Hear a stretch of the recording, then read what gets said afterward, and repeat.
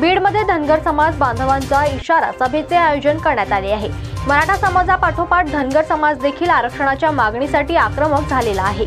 बीड शहरातील छत्रपती संभाजी महाराज क्रीडांगणावर उद्या दुपारी 3 वाजता ही सभा होणार आहे। मागील 4 दिवसांपासून सभेची तयारी केली जाते आहे। उद्या होणाऱ्या सभेची तयारी पूर्ण झाली असून याचा आढावा धनगर समाजाचे नेते बाळासाहेब दोडतले यांनी घेतला आहे। कशा पद्धतीने तयारी केली? आता या राज्य सरकारला धनगर आरक्षणाच्या संदर्भात हा शेवटचा इशारा देण्यासाठी राज्यातील धनगर बांधव उद्या लाखोंच्या संख्येने या मेळाव्यासाठी उपस्थित राहत आहे। हा इशारा मेळावा आहे।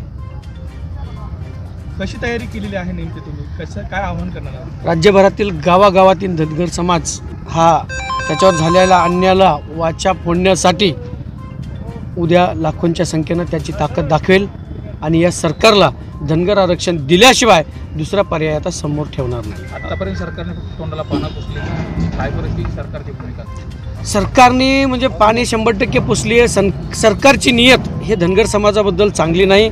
वेळोवेळी आणि नेहमीच वेगवेगळे प्रलोभनं किंवा धनगर समाजाचा आता करतो परवा करतो 3 महिन्याचा वेळ दिलेला होता। आता उद्या 20 तारखेला 3 महिने संपत आहेत आणि आचारसंहिता आमच्या डोक्यावर येऊन बसली आहे।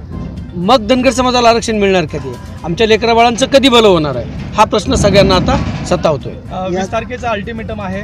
उद्या देखील आता तुम्ही इशारा सभा म्हणून याला आयोजित केलेला आहे। काय इशारा असणार आहे सरकार? धनगर आरक्षणाची अंमलबजावणी जर या राज्य सरकारने या 4-5 दिवसामध्ये त्यांच्या मुदतीपूर्वी नाही केली तर राज्य सरकारला धनगर समाज काय आहे, धनगर समाजाची ताकद काय आहे किंवा धनगर समाज पुढील दिशा, पुढील आंदोलन अत्यंत तीव्रपणे पुढील दिशा काय घेणार आहे हे राज्य सरकारला उद्याच्या इशारा मेळाव्यामध्ये कळणार आहे। संसदमध्ये